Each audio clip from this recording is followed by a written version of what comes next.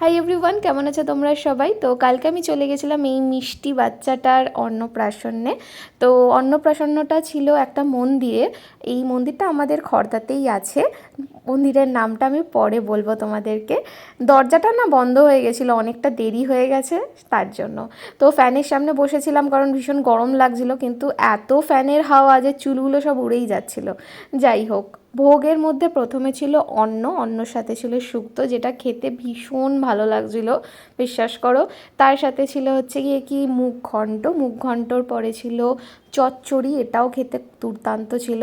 তারপর ছিল ভেজ ডালের সাথে ছিল ঝুরি ঝুরি আলু ভাজার সাথে ছিল হচ্ছে গিয়ে কি তোমার আলু পোস্ত। তারপর চলে এসেছিলো কাজু কিশমিশ দেওয়া পোলাওয়ের সাথে ছিল ধোকা আর ছানা।